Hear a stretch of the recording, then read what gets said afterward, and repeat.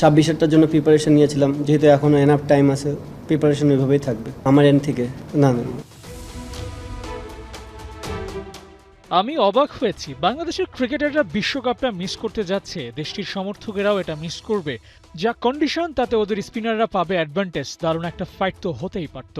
বাংলাদেশ বিশ্বকাপ থেকে নিজেদের সরিয়ে নেওয়ার পর ভারতের অজিঙ্কা রাহানে এক প্রকার আফসোসই করছিলেন। কেন এই বাংলাদেশ নিয়ে আফসোসেরই বা আছে কি? 26-এরটার জন্য প্রিপারেশন নিয়েছিলাম, যেহেতু এখনও এনাফ টাইম আছে, প্রিপারেশন ওইভাবেই থাকবে আমার এন্ড থেকে। না।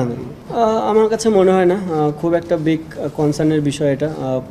যদিও বা অনেকদিন পরে আবার টি-20 খেলতেছে, আমরা সবার জন্যই চ্যালেঞ্জিং থাকবে জিনিসটা, যে সবার পারফরমেন্স করার চেষ্টা করবে। বিশ্বকাপের প্রস্তুতি সেখানে ভালো করার সম্ভাবনা সবটাই ছিল, শুধু মিসিং ওয়ার্ল্ড কাপে বাংলাদেশ। ভারতে হয়ে যাওয়া আসরে টাইগাররা কেমন করতো তার সম্ভাবনা নিয়ে এক্সপার্টরা তো বলেছেনই, হৃদয়রাও দেখিয়ে দিয়েছেন ওদের প্রস্তুতিটা ছিল ঠিক কেমন।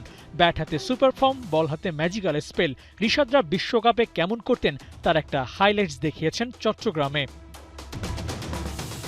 শামীম হৃদয়ের ব্যাটিং ছিল দেখার মতো, রিশাদের কামব্যাকটা ছিল আলাদা। মুস্তাফিজ নাই, ছিলেন না তাসকিন আহমেদও। বোলিং লাইন আপ যেন বি ইউনিট নিয়ে খেলেছে, তারপরেও হয়েছে সফল। আর এটাই দেয় বার্তা, এই বাংলাদেশ বদলে গেছে।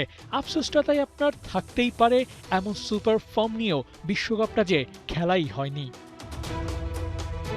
টি-20 ক্রিকেটে বাংলাদেশের বদলে যাওয়ার গল্পটা নতুন নয়। গেল প্রায় ৩ বছর ধরেই টাইগাররা শর্টার ফরম্যাটে দাপটের সাথে খেলছে। 10 সিরিজের 7টাতেই বাঘেদের জয়। শরীরী ভাষায় টাইগারদের যে পরিবর্তন, তাতে নিউজিল্যান্ডের বিপক্ষেও সিরিজ জয়ের সম্ভাবনা আছে।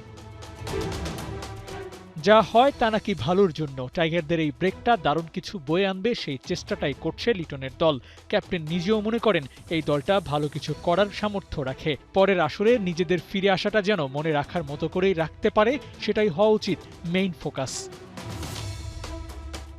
আবু নাইম, ৭১।